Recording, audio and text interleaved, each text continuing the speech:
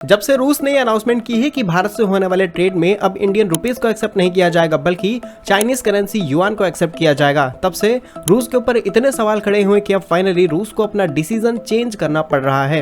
And recently data के मुताबिक अब थर्ड करेंसी यानी कि यूएई दिरहम को एक्सेप्ट किया जाएगा रशिया एंड इंडिया के बीच होने वाले ट्रेड में।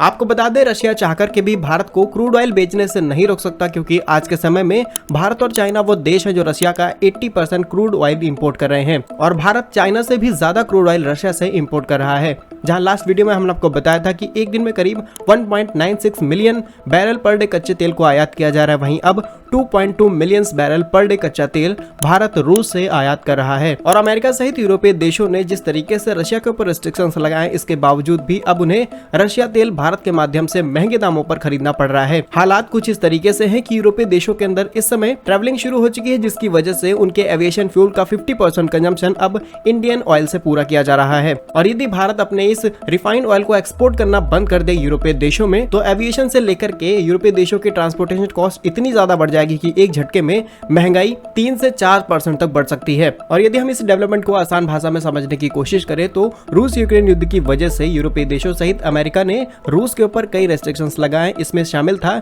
यूएस डॉलर में ट्रेड ना करना, जिसकी वजह से रशिया अब यूएस डॉलर में ट्रेड नहीं कर पा रहा था। इसके लिए उन्होंने भारत में क्रूड ऑयल एक्सपोर्ट करने के बदले इंडियन रुपीस को एक्सेप्ट करना शुरू किया, जिसके बाद वो इंडियन रुपीस का इस्तेमाल नहीं कर पा रहे थे किसी और देश के साथ ट्रेड करने में, क्योंकि भारत ग्लोबल मार्केट में सिर्फ 2 से 3% ही एक्सपोर्ट कर पाता है। वहीं स्पेशली रशिया की बात की जाए तो रशिया से हम करीब 40 बिलियन डॉलर का इंपोर्ट करते हैं, वहीं जो एक्सपोर्ट है वो सिर्फ 3 बिलियन डॉलर के आसपास है। तो दोनों के बीच में डिफरेंस इतना ज्यादा है तो रशिया को इंडियन रुपीस को एक्सेप्ट ना करना एक बड़ा फैसला लगा। इसके बाद इन्होंने डिसीजन बनाया कि अब चाइनीज करेंसी युआन और यूरो में ट्रेड किया जाएगा, क्योंकि रशिया इस समय सबसे ज्यादा चाइना से इंपोर्ट कर रहा है। करीब 25% गुड्स अभी भी रशिया चाइना से इंपोर्ट करना शुरू कर चुका है। और जैसे ही रशिया ने अनाउंसमेंट की कि हम चाइनीज करेंसी युआन में पेमेंट लेंगे, वैसे ही भारतीय कंपनी इंडियन ऑयल और बीपीसीएल ने तो अपने क्रूड ऑयल इंपोर्ट के बदले युआन में पेमेंट भी कर दी। और अब कुछ बड़े प्लेयर्स भी युआन में पेमेंट करने की तैयारी शुरू कर चुके हैं, लेकिन अब रशिया ने बात कर दी है कि अब यूएई करेंसी दिरहम में पेमेंट ली जाएगी, जो कि काफी ज्यादा जो इंडियन रुपीस के कंपैरिजन में काफी ज्यादा एक्सेप्टेबल है कई और कंट्रीज में। इसलिए भारत अब कुछ पेमेंट युआन और